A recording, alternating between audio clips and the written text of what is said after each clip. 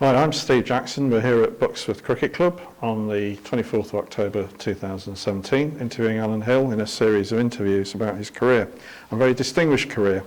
And what we'd like to pick up at this particular interview is the stage of your career towards the end of the 70s, beginning of the 80s. In a previous interview, we talked about the successful side, 7 internationals and so on. But a particular memory I'd like you to talk about is the inevitable Nat West final of 81 and the experience really. I mean, first of all, I've asked a few other players this. What was it like coming down through the long room to bat at a Lord's final? Yeah, it was an interesting experience because I personally was so wrapped up in the occasion that I didn't notice a lot of the things really. You know, I was so wrapped up in trying to, I suppose, win the game. Yeah. A lot of it was on the periphery for me, Steve, really. Yeah. But obviously, you know, you have memories. I remember coming down the steps. Fortunately, I didn't do a David Steele and go too far down. Obviously, wasn't because I was going out with Righty at the time. Yeah. But the whole day I found very, very interesting. But as I say, I was then totally focused on the cricket. When I then subsequently went back in '93 as the chief exec, temporary chief exec, and I decided then that I was going to, because I wasn't involved with the cricket so much, that I was going to really try and savour it. So beforehand I went and actually stood in the middle and looked at all the stands, you know, and got more of the atmosphere. But on that day in '81, I was really nervous and really focused on trying to, you know, do the best for the team and myself. Yeah. But obviously there are with the memories dotted around of that day, because it was, you know, supposedly.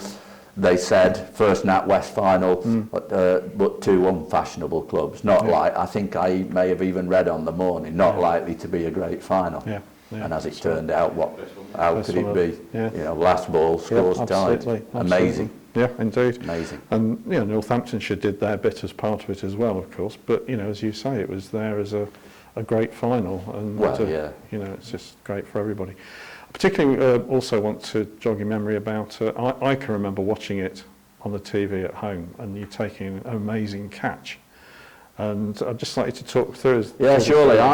Barry Woods put me out at long gone, Jeff Miller's bowling. A lad called Richard Williams is batting for, came in 4 or 5, you know, little diminutive player, but good player and a very decent cricketer, good off spinner as well. And Jeff's bowled this ball, and Richard, I picture in my mind, has attempted to hit this over deep mid-wicket where we haven't got a fielder. Yeah, so typical of me, a bit on edge, I've actually set off running that way towards deep mid-wicket. And then suddenly, I've heard a lot of people confuse me, or the players, or people refer to me as Bernard, which is my brother's name. Yeah, and this is, and because we are facially similar. And so on this particular occasion, I just started to drift towards mid-wicket, and I heard this shout from Barry Wood, and it's Bernard! And at that stage, I suddenly something registered in my brain that the ball's actually a lot closer to me than I'm thinking it is, because I've hardly picked up the flight, you see, at this stage. So then I've stopped, and then about the last 25 yards, I've seen the flight of the ball actually going back not where I've come from, but certainly well to my left. So I've actually, you know, made the ground, got close and thought, well, I've got to have a go here and just dive for it. Yeah. And amazingly, you know, it stuck in my hand. I mean, I say to people, you know, when they raise the point about it, it's amazing what you can do with your eyes closed, isn't it? But, I mean, I was really pleased about that, to make that contribution, because although I put on some runs at the start with John Wright, about 40 odd I think, I played one of the worst shots in my career to get out. The only good thing was it brought in a much better player than me at that stage, which was P.N. Kirsten. Yeah. You know, but I was really, really disappointed about the shot. Yeah. Really, to the point, I'll tell you a little story, to the point that I came in and I was really furious with myself because it was an awful. I went to pull a ball off Neil Malinder and it was too full and it just nicked the off stump. So I thought, well, I'll get out of here. I'll go and have a shower, and then I can come back and watch the later stages. So I did. I went and showered and got back in the dressing room. I was training just inside the visitors' dressing room at Lord's, and I'm dripping wet with a towel on my head. And suddenly a knock came on the door. So I was the nearest, and I went and opened the door. Who stood there? The Duke of Devonshire, our president. So I'm in my towel, dripping wet, and the Duke's there. So I looked at him, and I'm thinking, how do I address this chap? I'm going, how do I address him? So I looked at him, he looked at me, I looked at him, and I thought, I can't remember how to address it. It should have been His Grace. And in the end, I just said, oh, come in, Duke, and waved him through the door. Yeah, astonishing, really. I'm sure and he came in just to have a quick word with the lads, That's great. Yeah. So, but that was another recollection of the day. Yeah, fantastic. Was an amazing day, and the best day of my career. Yeah. That's what you play for. Absolutely. You play to actually win something, and Indeed. the fact that we've not won anything for 45 years, Yeah. it was huge. It was magical, wasn't it? Yeah. And I still play the video every now and then in the Tunnicliffe. Oh yeah, well I'm sure everybody does. I'm sure he gave you chapter and verse on that as to that final delivery. Yeah. Yes. That again, another amazing thing. I was pretty nervous character.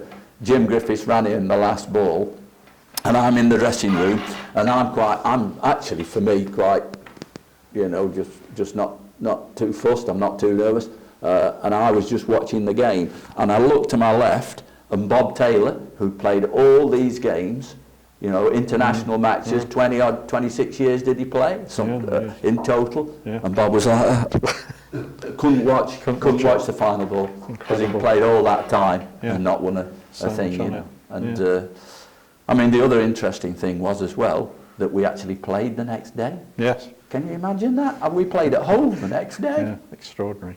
I mean, we were. Actually, I didn't stay up late. A few of the lads partied quite late, I think. I didn't. I was just flaked. Yeah. And then we had to get on the bus. It was a bus then. We had a guy who was chairman who had a coach business. And we actually drove down to Hove. Needless to say, we got beaten. Wow. And we got back to Derby. Wives were with us as well, and girlfriends.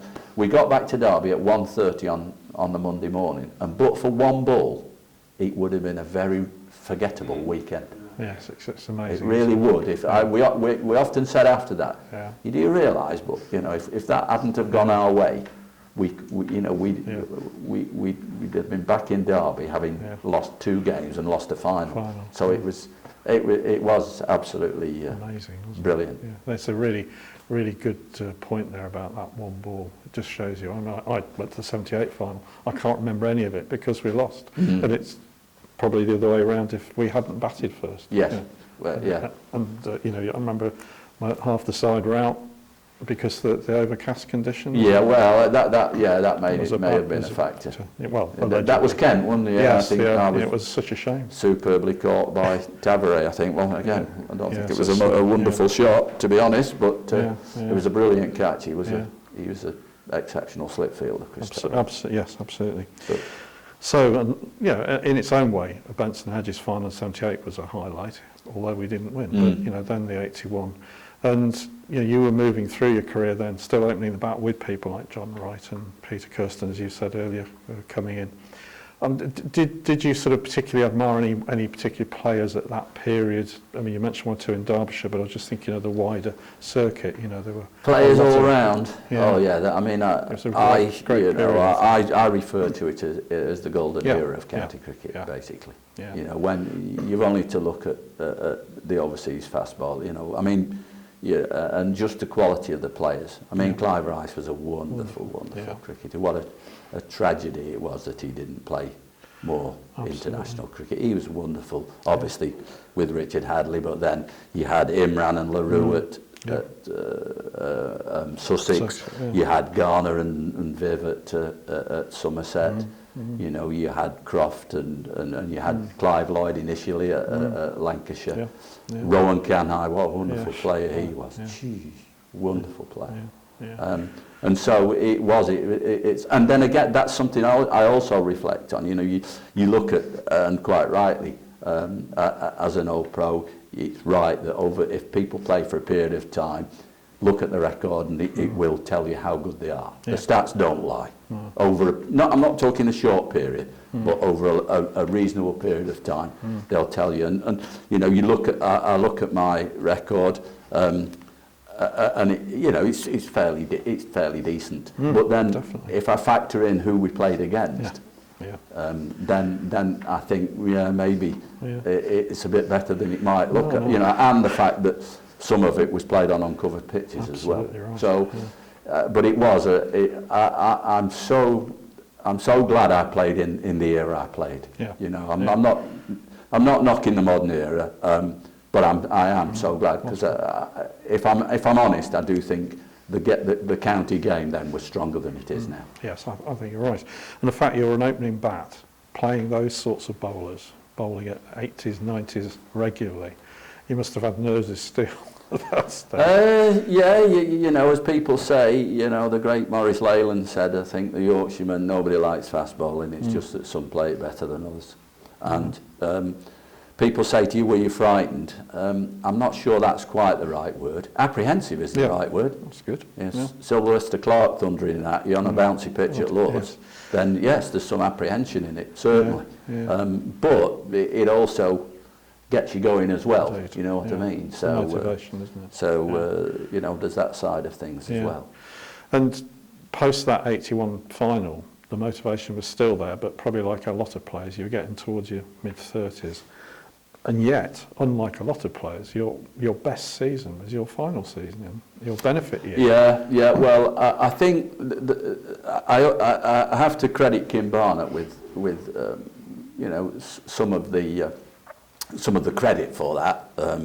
He I think showed faith in me. I also batted at 3, which was I didn't open. I batted at 3. And I don't necessarily think that was a factor, because of course you can be in, you know, 3 or 4 balls. With Kim, I always made sure I had the pads on, because if it was a wide swinging half volley first ball, normally he would just crunch it through the covers for 4. Very, very occasionally he might nick one to slip, but you know, it was very occasionally. But so you fulfil both roles if you lost an early wicket.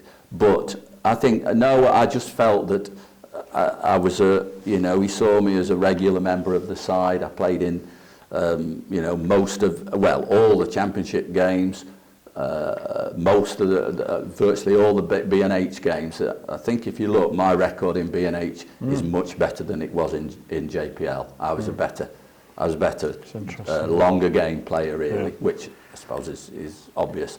But I just felt that I got that backing from Kim, and that maybe gave me a bit more confidence, because I wasn't a very confident type of player. I was an interesting type of player. If I felt I was on my game, then it didn't really fuss me. You know, who was bowling. Obviously it was easier if Kevin James was bowling than Malcolm Marshall. Indeed. You know, obviously you had to be on your mettle. But when I was in form, I still fancied I could you know, stay in against Marshall and you know, knock it round. When I was out of form, then you know, I think my grandma could have gone there. So it was an interesting. I mean, you were certainly in form in 86, and I said I'd embarrass you a bit, but I think for posterity we should, because in the Derbyshire County Cricket Yearbook for 87, which was obviously the year after your final year, I mean, Kim Barnett says, for example, in his article, Alan Hill too must be commended for having a best season for the club in the middle of a gruelling benefit year.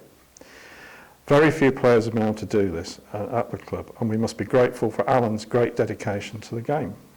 So, you know, it was a Yes, it was an mutual interesting time. Yeah, mutual feeling, it was in wasn't there? '86 because Yeah. it was a very busy time. Whether that helped, took my mind off, May well, because who I knows? used to be a Yeah. player who Yeah. played over my dismissals and what had Yeah. gone wrong in the game. Whether I didn't have time to do that or not, I don't know. But I mean, it's certainly you know. fascinating. I mean, you got your highest score at Abbeydale, 172 not out Yeah, against yeah, Yorkshire. yeah. Was that very satisfying? Oh, it's always a special one against Yorkshire. Yeah, oh, I'm yeah, sure. absolutely. And the nice thing, and I think probably Dave Griffin would correct me, but I think Martin Jean-Jacques and I still hold the record for the 10th wicket. It came 132. got very close, didn't he, Stephen Jones? Yes, yes, he did. Some years ago. Worcester, But that's right. I still like the fact that when we had the yearbrooks produced, I still used to take the occasional glance at the 10th wicket. That was, I mean, Martin just played amazingly that day. He played amazing, and I think he also, I think he then went on to get Boycott out. When he bowled, so he came in at number 11, got 70. Yeah. The interesting thing was at one stage, I was farming the bowling to try and keep him off strike, and when he got to about 50, Kim sent somebody out with the gloves and said, "Don't bother farming the bowling. He's scoring faster than you." But it was a lovely man, and he's a lovely guy. Man. I haven't seen him for years, Martin Jean-Jacques, but he was a top lad. Yeah, yeah. He was. And it's fascinating with that. Of course, obviously we won that game, which was very satisfying. But the other thing which I was, I suppose, slightly surprised on the averages, because you also got another 100 at Sussex, which was, unfortunately we lost that one. But you got 638 in the one-day matches as well.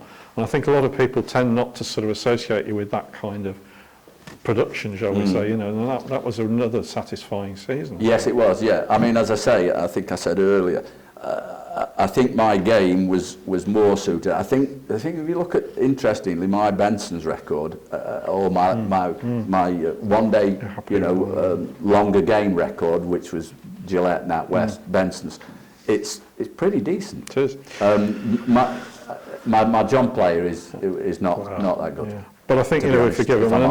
I think we'd forgive you that, given that you also had their record as well for the. I know it was Cornwall, but that year as well, 153, and that was that record. Yeah. That was very pleasing as well, because I made that with a lad who I still see, Ian Anderson, and we put a big stand on. To be honest, when we came in at lunch, I forget, but the dressing room didn't seem all that happy, and I think we'd been beaten, might have been the previous year, by Durham or earlier, and I said I was quite not very happy when I walked out with Ian. Tommy, we called him, because he didn't say a lot.